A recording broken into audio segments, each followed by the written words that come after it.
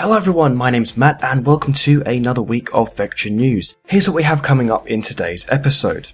Blizzard announced the newest expansion for World of Warcraft at Gamescom. Microsoft announced that Crackdown III will have 100% destructible environments. Peter Dinklage's performance of the Ghost Companion in Destiny is to be replaced by Nolan North. And City Skylines is getting its first ever expansion pack called After Dark. So this week it was this year's Gamescom over in Germany, and with it came plenty of new announcements, gameplay and information about the future of gaming. One of these announcements though was the new expansion for World of Warcraft called Legion.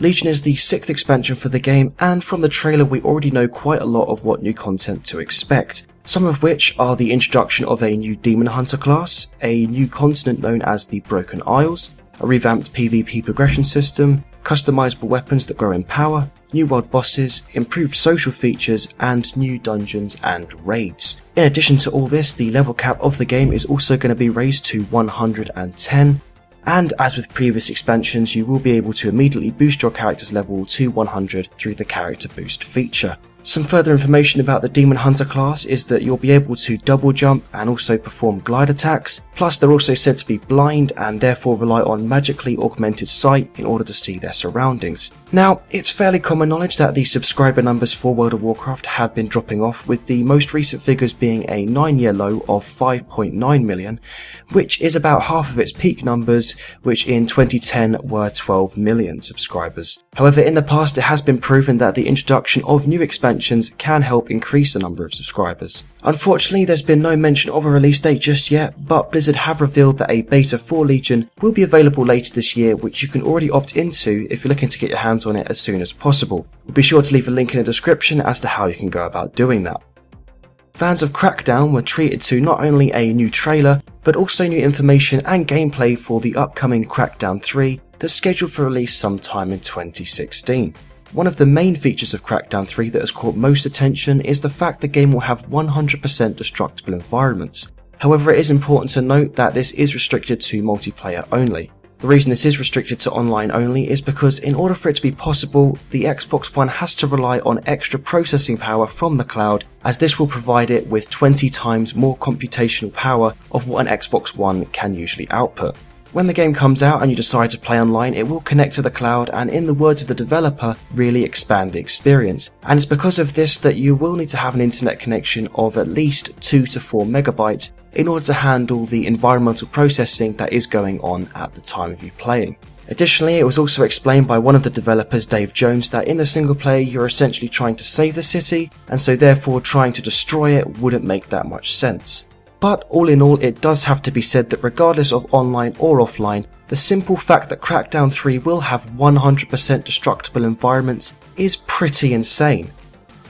If you were one of those people who was a fan of the Dinkle bot in Destiny, I'm afraid to tell you that he's being replaced with a new model that will be voiced by the man of many voices, Nolan North. News of this broke out when Bungie announced that Nolan North would be the new voice of Ghost for the new expansion, The Taken King. Initially, many people thought this would just be the case for future content. However, it seems that Bungie is also re-recording every line of dialogue in the entire game, meaning that Peter Dinklage's presence in the game will be completely erased and replaced with Nolan North's work. According to Bungie, this is something that is necessary to do in order to keep consistency in the game's universe, and they also said that Ghost's role is going to be a lot more important in the new expansion, and therefore needed someone to record the new lines, which is when they hired Nolan North as the new voice of the character, and decided that it would seem a bit odd to have the same character speaking in different voices. When Destiny was first released last year, many critics weren't exactly a fan of Peter Dinklage's performance. In fact, some people were calling it wooden, robotic, and emotionless. But what do you guys think? Will this make the game better because of this decision, or should Bungie have kept Dinklebot around?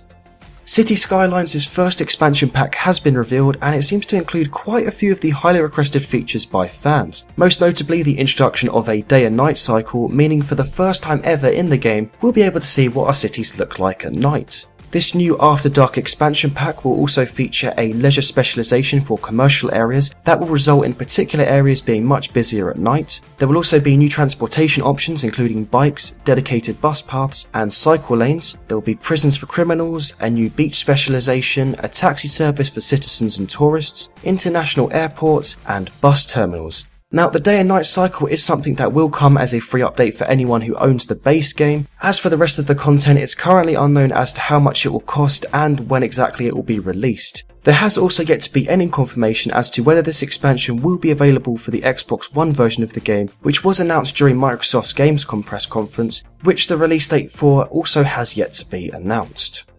But that's all for Vectra News this week. Don't forget to like and share this video if you have enjoyed it. Follow us on Twitter and Facebook to stay up to date with everything. And most importantly, subscribe to our YouTube channel if you'd like to see more content from us.